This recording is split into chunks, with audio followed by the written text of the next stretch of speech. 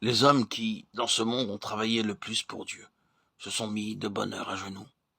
Celui qui perd la force et la fraîcheur de sa matinée en d'autres affaires avant de chercher Dieu ne pourra pas le trouver facilement pendant le reste du jour.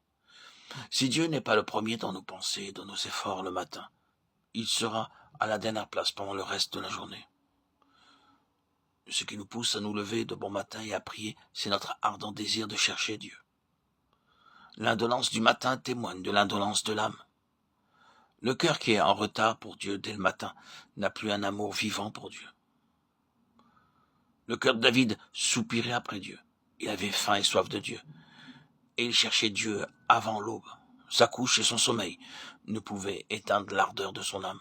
Christ désirait la communion avec Dieu et se levant longtemps avant qu'il fît jour, il allait sur la montagne pour prier. Les disciples, une fois réveillés, honteux de leur paresse, savaient où le trouver. Nous pourrions parcourir la liste des hommes qui ont travaillé dans le monde pour Dieu, et nous verrions qu'ils le cherchaient de grand matin. Si nous pouvons secouer le sommeil pour chercher Dieu, cette recherche, quand enfin nous nous y consacrerons, ne nous fera que peu de bien. Ce n'est pas le simple fait de se lever qui rend l'homme fort et fait de lui un général dans les armées du Seigneur, mais c'est le désir ardent de rompre toute attache avec la faiblesse et la paresse. Se lever tôt engendre, augmente et fortifie ce désir. Si l'on reste couché plus qu'il n'est nécessaire, ce désir de servir est étouffé, tandis qu'une fois debout, l'homme cherche Dieu, et une fois qu'il le cherche, sa foi s'attache à Dieu et procure à son cœur une révélation entière et complète de Dieu. Il est rendu saint par cette communion. L'auréole de sa sainteté brillera jusqu'à nous, et nous profiterons de sa victoire. Mais le plus souvent, nous nous contentons de voir le travail de ces hommes.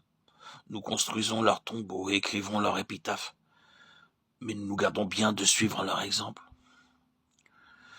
Nous avons besoin d'une génération de prédicateurs qui cherchent Dieu et le cherchent de bonne heure, qui lui donnent la primeur de leur effort et qui, en retour, reçoivent de lui sa force et sa puissance, afin qu'ils puissent travailler avec lui pendant l'ardeur et la chaleur du jour. Notre paresse à chercher Dieu est notre plus grand péché. Les enfants du monde sont plus sages que nous. Ils travaillent tôt et tard. Nous ne cherchons pas Dieu avec ardeur et continuité. Personne ne peut obtenir Dieu s'il ne le cherche avec intensité. Cette intensité ne se trouve que chez ceux qui le cherchent de bon matin. Christ se levait avant qu'il fît jour et s'en allait dans un lieu écarté. David dit, « Je te chercherai de bon matin. Tu entendras ma voix de bon matin. »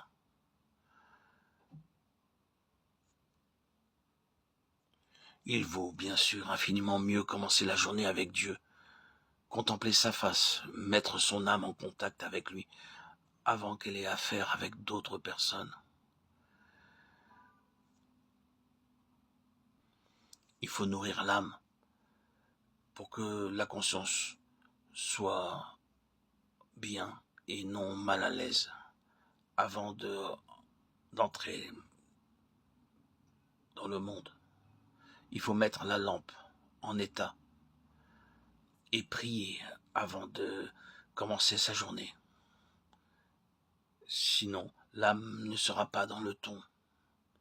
Elle n'aura pas les forces, l'énergie nécessaire pour faire face au tumulte de la vie.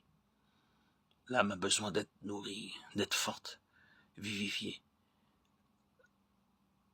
Les premiers mots à notre réveil doivent être dirigés vers Dieu, dans la gratitude, le remerciement, pour nous avoir ouvert les yeux pour une nouvelle journée. Dans le monde juif, en particulier celui qui a été le mien, les jeunes enfants, à leur réveil, on leur apprend de remercier Dieu par une simple phrase. Modeni lefanecha melech chai vekayam, sherezarta bi nishmati berem rabam latera.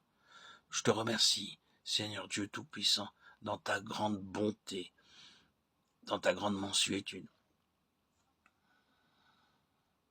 Roi vivant, de m'avoir rendu mon âme vivifiée pour cette nouvelle journée, grande et ma foi en toi. Quelle est belle cette phrase.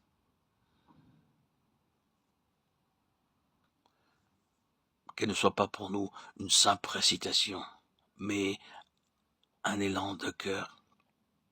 Qu'elle soit prononcée chaque matin à notre réveil avec ferveur, dans une joie,